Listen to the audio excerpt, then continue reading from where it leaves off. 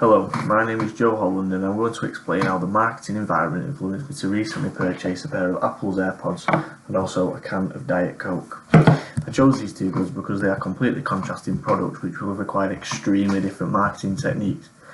Marketing is defined by CIM in 2001 as the management process of anticipating, identifying and satisfying customer requirements profitably.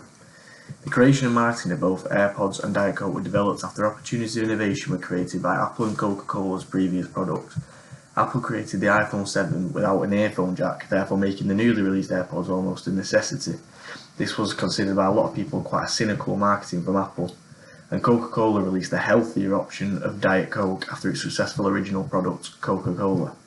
Now, the marketing environment is defined as the individuals, organisations and forces external to the marketing management function of an organisation that impinge on the marketing management's ability to develop and maintain successful exchanges with its customers and will have affected the way both these goods were marketed in different ways.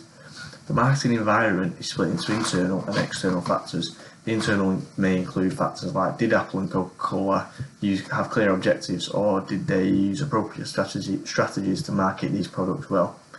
Many factors in the external environment will have affected the way Coca-Cola and Apple marketed these two products that I bought, as it will have affected consumer behaviour. For example, Apple may not want to spend a lot of their marketing budget on AirPods when we're in an economic recession, and will also want to advertise it more when we're in an economic recovery, because people like myself will have more disposable income to afford luxury items like these AirPods, and this was part of my thought process when buying this product. This highlights the importance of timing in marketing advertising for Apple. Now, the economic factors of the marketing environment affected my purchase of the Diet Coke a lot less, because the can only cost 60p, so even in a recession, the economic factor wouldn't cross my mind when buying the drink. However, looking at the wider marketing environment, Coca-Cola's marketing of Diet Coke may have been more affected by socio-cultural factors, such as highlighting its benefits on people's health by drinking it instead of Coca-Cola. This may persuade customers to buy the drink for health reasons advertised by Coca-Cola, and was personally part of my thought process behind the drink. The factors I've just mentioned tie into the business to customer decision-making process theory by Ruth, Gosnay and Richardson, which follows 6 steps: problem recognition, information search, information evaluation, purchase decision, post-purchase decision, and feedback prior to the next decision. Information evaluation affected my decision process behind buying the Diet Coke because it did involve my evaluation of alternatives, as there were plenty of other drinks to choose from. However, Coca-Cola's effective marketing made it clear that Diet Coke would be the healthier option for me, which also ties in with the marketing environment's socio-cultural factor, as it is advertised that the drink has 0 calories. For my AirPods, there was a real lack of alternatives for these, therefore the step of this theory did not affect my decision process. However, I did base my buy off internal influences in information evaluation, as I know that I listen to a lot of music, which helped me come to the overall decision to purchase the AirPods.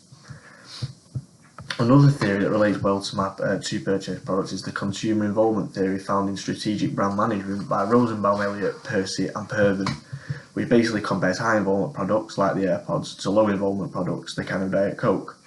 It states that because of the expensive nature of the AirPods, I'm more likely to be making purchases like this infrequently, but I'm also more likely to have them for a longer period of time, use them more frequently, whilst also being able to use them socially, making it a high involvement product for myself. The can of Diet Coke, however, was much cheaper at only 60p, meaning that I could buy this product much more frequently.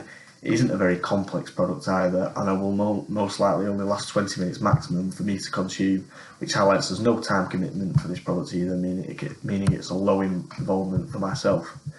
A final theory that links in well with my thought process behind buying these two products is the self-concept and branding theory found in Creating Powerful Brands by Chernatony and McDonald.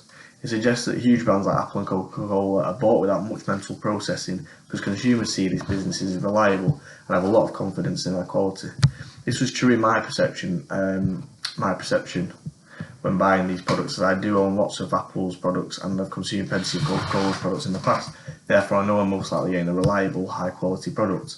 Also, with the self-concept factor that Apple's products in particular do have a major contribution in my lifestyle, as I am often using their products, which did play a role in my decision to buy their AirPods.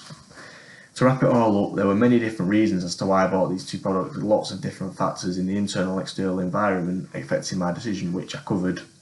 Also, how certain theories linked in well to my decision process when buying each product and how that affected my final decision.